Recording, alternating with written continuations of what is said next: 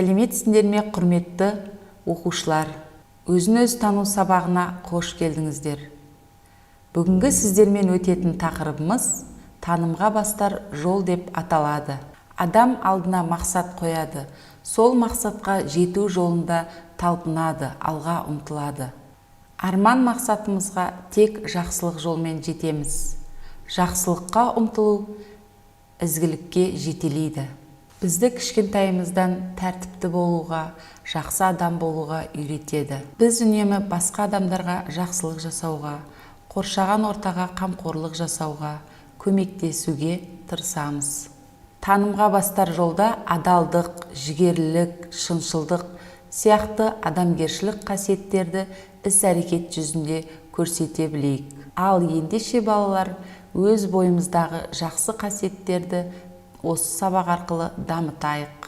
Бүгінгі сабағымыздың дәйек сөзі жақсыдан үйрен, жаманнан жирен, халық нақылы. Ал балалар, дәйек сөзімізді бірге оқиық. Жақсыдан үйрен, жаманнан жирен. Дәйек сөздің мағынасын талдайық.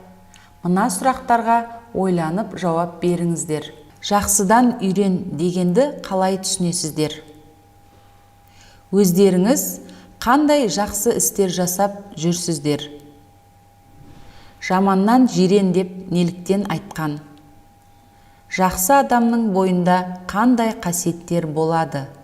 Адам баласы жақсылыққа да, жамандыққа да бейім жаратылған. Бұл екеуі бір-бірімен астасып жатқан қасиеттер. Бұл мақал жақсы мен жаманды ажыратуға байланысты айтылған.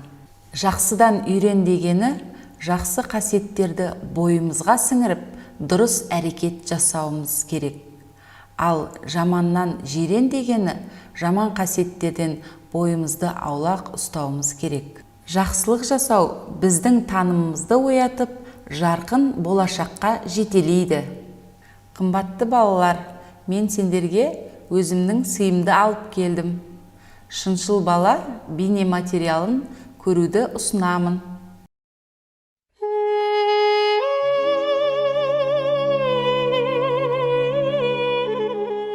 Шыншыл бала.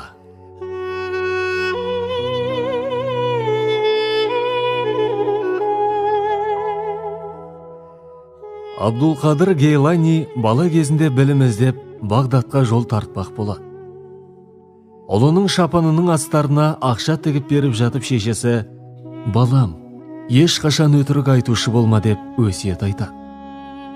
Осылайша болашақ ғұлама керуенге ілесіп жолға шығады.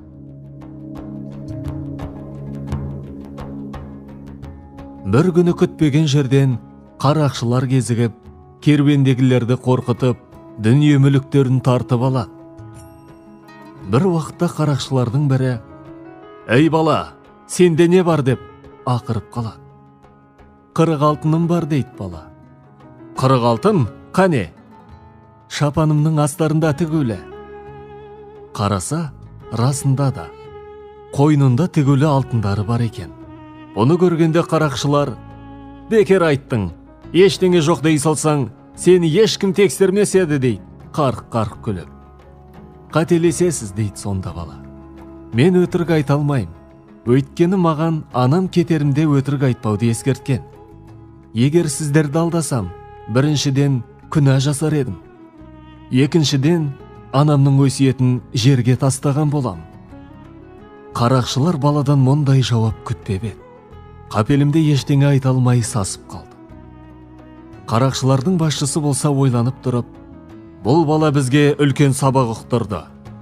Қараш, кіп-кішкентай болып, уәдесін бұзудан, күнә жасаудан қорқып тұр. Қандай тазалық! Ал біз үлкен бола тұра, күнә жасаудан шімірікпейміз» дейді. Сөйтті де керуендегілердің заттарының бәрін кері қайтарады. Керуен тонаумен жамбаққан топ мүшелері көп өтпей тәубе етіп, қарақшылығын саттайды.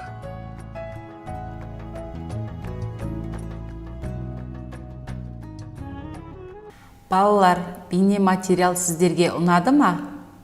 Олай болса, мына сұрақтарға жауап беріп көрейік. Абдулқадыр қарақшыларға неліктен өтірік айта алмады? Қарақшылардың тәубесіне келіп, дұрыс жолға түсуіне баланың қандай сөздері түрткі болды деп ойлайсыздар? Баланың бойында қандай қасиеттерді байқадыңыздар? Ал енді балалар, Қожа Ахмет Яссауи аңыз әңгімесін тыңдауды ұсынамын. Ахметті жас кезінде ата-анасы Сайрамда тұратын Ақ Ата деген молдаға оқуға беріпті. Ол кісінің шашы да, қасы да әппақ екен. Соған орай ел оны Ақ Ата деп атайды екен. Бір күні Ақ Ата сабақтан соң балаларға: үйге барған соң ешкімге көрсетпей, бір тауық немесе бір қораз сойып, ертең өздеріңмен бірге сабаққа алып келіңдер деп тапсырма беріпті. Ертеңіне балалардың бәрі сойып әкелген тауық қораздарын беріп жатады. Тек Ахмет қана ұстазына тірі қораз ұсынады. Мұны көрген Ақ Ата: Ахмет-ау, мұның қалай? Мен саған қоразды ешкімге көрсетпей сойып әкел деп едім ғой, дейді. Сонда Ахмет саспастан: ұстаз, мені кешіріңіз. Мен қоразды соя алмадым. Мен оны адамнан тығылып сойғаным менен ар-ұжданым бәрін көріп тұрған жоқ па, деп жауап береді. Бәрекелді, Ахметім. Мен сені сынап көру үшін барлық балаларға осы тапсырманы берген едім. Сен сынақтан өттің, деп Ақ Ата Ахметтің арқасынан қағыпты. Осы аңыз әңгіменің мазмұнын ашу үшін сұрақтарға жауап беріп көрейік. Ахметтің жақсы білім алуына кімдер ықпал етті? Ахметтің іс-әрекетінен нені ұғынуға болады? Ар-ұжданым бәрін көріп тұр дегенді қалай түсінесіздер? Адам ар-ұждан даусын қалай ести алады? Өзіңіз ар-ұжданыңызға сай іс-әрекет жасап жүрсіз бе? Ал енді балалар, шығармашылық тапсырманы орындауға шақырамын. Адамгершілік қасиеттері туралы өз түсініктеріңізді жазып, кестені толтырыңыздар.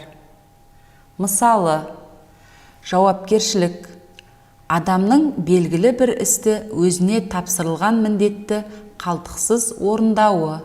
Жақсылық менен басталады деп аталатын жоба жұмысын жалғастырайық. Мына сұрақтарға жауап беріңіздер.